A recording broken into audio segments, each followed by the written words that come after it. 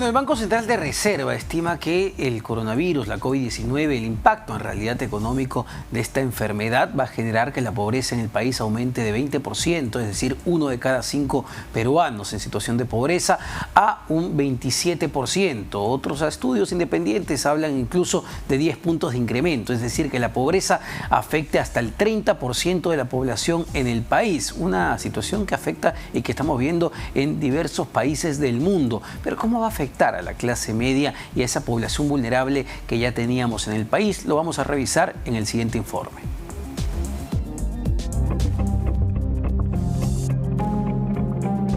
Durante la pandemia se perdieron cerca de 2.700.000 puestos de trabajo solo en Lima y el ingreso promedio cayó 9,4% según el INEI. Ambos escenarios afectaron la economía de los hogares. Se estima incluso que la clase media del Perú será la más perjudicada, pues según Macrocónsul se reduciría de 47% a 40% este año. Esto quiere decir que el número de hogares vulnerables y pobres aumentaría. ¿Quiénes serán los más afectados? Esto respondió Álvaro Monge, economista de Macrocónsul. Son trabajadores de baja productividad, que son los que constituyen justamente la clase media urbana. Está conformada por emprendedores informales, y el típico empleo de la ciudad es fundamentalmente servicios y comercio. Entonces es ahí donde tiende a concentrarse.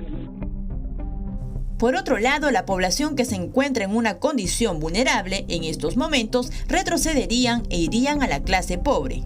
¿Qué sucederá si no se logra impulsar eficazmente la economía en los próximos meses? Esto dijo Óscar Chávez, jefe del Instituto de Economía de la Cámara de Comercio de Lima. Esperamos en los próximos meses mayores presupuestos de inversión en obras, en creación de empleo temporal, en desarrollo de proyectos de infraestructura. Esa es la lógica que están siguiendo la mayoría de países en el mundo, ¿no? Y eso es lo que nosotros necesitamos evidentemente ahora. ¿Cuál es el reto del gobierno frente al incremento del desempleo y la caída de los ingresos en las familias peruanas? Carolina Trivelli, ex titular del Ministerio de Desarrollo e Inclusión Social, sostuvo que el gobierno no solo debe extender ayuda económica, sino además apoyo social. Lo que viene, creo yo que lo que exige de la acción pública son dos cosas. Uno, acompañar a esas familias en su proceso de reactivación. Para eso necesitan ayuda, necesitan capacitación, necesitan crédito, necesitan capital de trabajo. Y lo segundo, que creo que es tan o más importante que lo primero, es que se requiere de una estrategia de, llamémosle, protección social. La quinta parte de la población vulnerable y de clase media de Lima trabaja en el sector comercio. Sin embargo, esta actividad fue de las más perjudicadas porque retrocedió 44% en los primeros meses de la pandemia.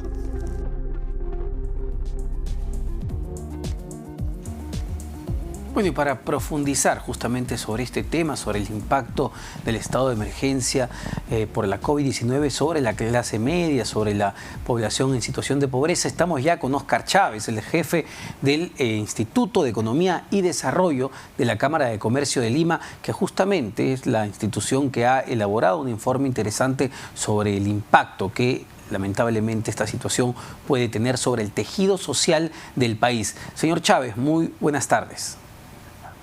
Muy buenas tardes, Omar. Un gusto con ustedes.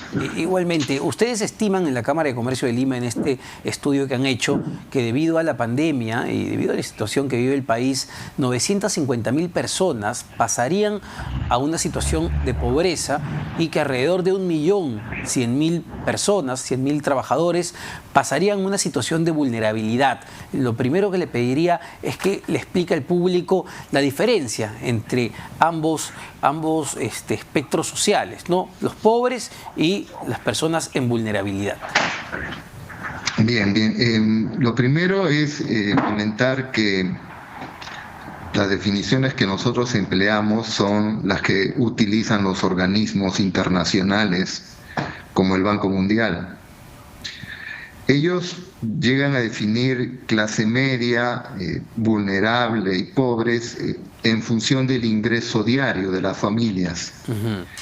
Entre 10 y 50 dólares se llama una clase media, entre 4 y 10 dólares clase vulnerable, hablo de dólares diarios, y la clase pobre por debajo de los 4 dólares.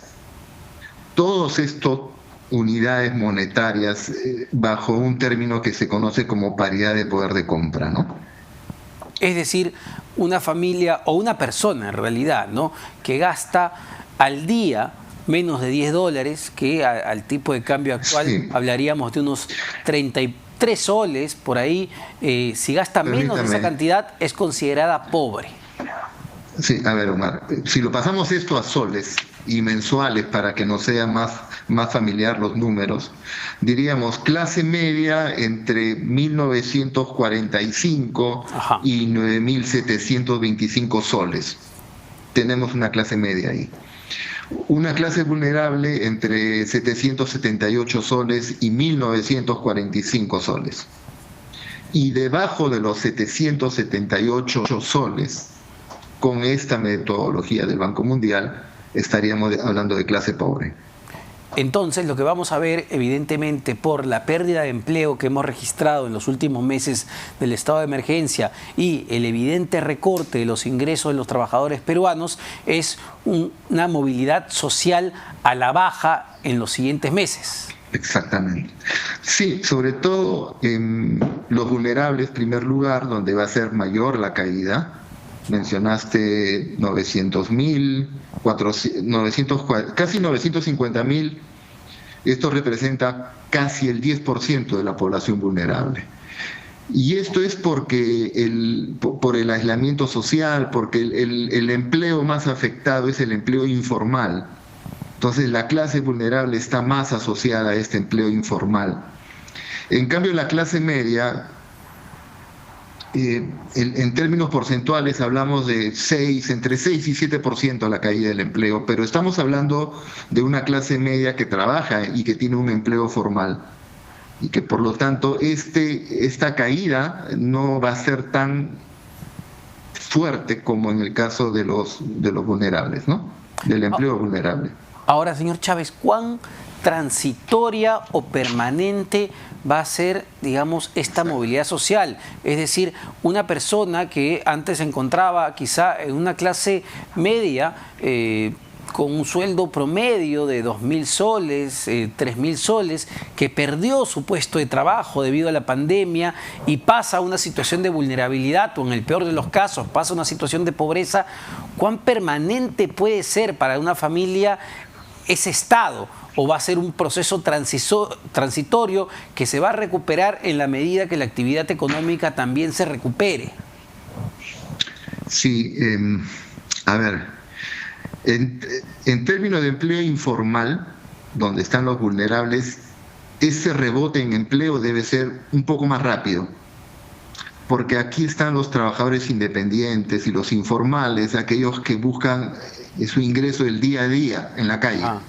Y cuando la economía se llegue a mayor movimiento, a mayor reanudación práctica, efectiva de actividades, ese empleo informal se debe recuperar.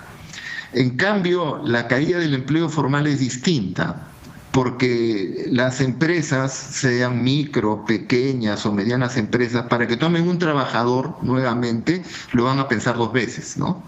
Tienen que ver que la recuperación, la reactivación económica es estable, es segura. Entonces, solo así voy a contratar trabajadores. Entonces, digamos, la recuperación del empleo por el lado informal es quizás más rápida, y por el lado formal va a demorar un poco.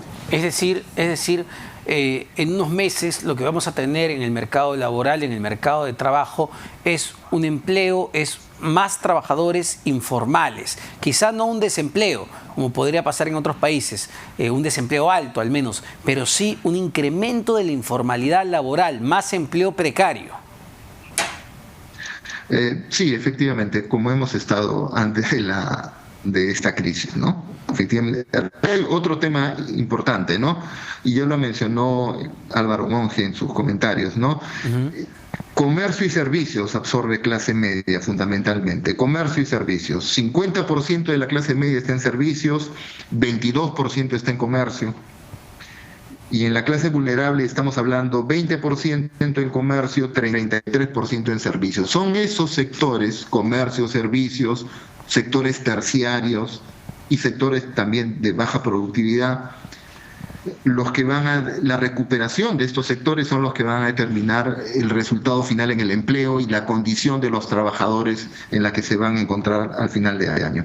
Ahora, ¿qué se puede hacer, señor Chávez, de aquí a los próximos 12 meses que le queda a este gobierno para tratar de acelerar esa recuperación del empleo, pero sobre todo tratar de acelerar la creación de empleo de mejores condiciones, no tan precario? ¿Qué medidas se pueden adoptar? Está claro que los programas sociales para proteger a las familias más vulnerables no va a bastar. Sí, efectivamente, no va a ser suficiente, ¿no? Ahora el Perú, y lo hemos comentado, todo el mundo está viviendo una etapa de un mayor gasto público, ¿no? Ese es el primer instrumento en el orden, ¿no? El mayor gasto público. Lo hicimos también en el 2008, 2009, durante la crisis financiera. Ahí se hablaba de mayor inversión en infraestructura, mayor gasto en mantenimiento de infraestructura. Entonces, ese tipo de inversión es la que nosotros necesitamos, ¿no? Que contribuya con la productividad del país y a la vez que genere empleo. El gobierno ha dicho que tiene muchos proyectos, microproyectos para gobiernos regionales y locales. Eso también es otra alternativa. Ese es un componente importante de la reactivación económica. Esperemos, por experiencia de años anteriores, que cuando se les asigna un mayor presupuesto al gobierno subnacional, su ratio de ejecución baja, ¿no? Entonces, ahora se les va a dar mucho dinero. Esperemos pues que tengan toda la asesoría del MEF para que puedan ejecutar la inversión. Claro, y por el lado privado sí necesitamos financiamiento, ¿no? Definitivamente el programa Reactiva Perú contribuye a evitar la caída del empleo, pero necesitamos un Reactiva Perú para que contribuya también a la reactivación. Y también FAEMIPE, ¿no? Y no sé si está de acuerdo con ciertos incentivos para la contratación de empleados formales. La semana pasada el exministro de Economía, Alfredo Torne, proponía en su columna del Comercio reducir quizá el impuesto a la renta a las empresas a la mitad, de 30 a 15%, para aquellas que efectivamente recontraten a sus trabajadores que habían despedido. No sé, alguna fórmula que empuje a las empresas formales a contratar empleados. Permíteme, Omar, igual el año 2009 creamos instrumentos y buscamos alternativas. Lo que hay que cuidar, digamos, es el empleo formal. Entonces, en otros países se ha pagado parte de la planilla. ¿Estamos en capacidad de ello? No. Si es posible, sí, si no, busquemos otra alternativa. Financiamiento a través de Reactiva Perú, exactamente igual. Potenciemos más FAEMIPE Perú, porque es el financiamiento que va a las micro y pequeñas empresas y ellas son las que contratan muchos trabajadores. Pues también hagamos eso, ¿no? Creo que los caminos están ahí. La posibilidad es que el Ejecutivo evalúe y dónde puede asignar los recursos para que se ejecuten de la manera más rápida y directa, porque si no, el costo social de esta crisis va a ser mucho mayor. Perfecto, perfecto, señor Chávez, señor Óscar Chávez, jefe del Instituto de Economía y Desarrollo de la Cámara de Comercio de Lima, que ha presentado este estudio sumamente interesante sobre el impacto de la pandemia en la clase media y sobre todo en las poblaciones más vulnerables. Hay mucha expectativa en realidad del anuncio que vaya a hacer el presidente de la República este 28 de julio, en especial sobre el factor económico. El tema de salud pública es clave, importante y está en el centro del debate todos los días, pero no podemos dejar de mirar el plano económico para ver qué propuestas va a haber para los próximos 12 meses para tratar de proteger justamente a estos trabajadores. ¿Qué alternativas de solución nos va a plantear el gabinete cateriano? Bueno, vamos a una pausa, no se vaya, venimos con más en Economía para Todos.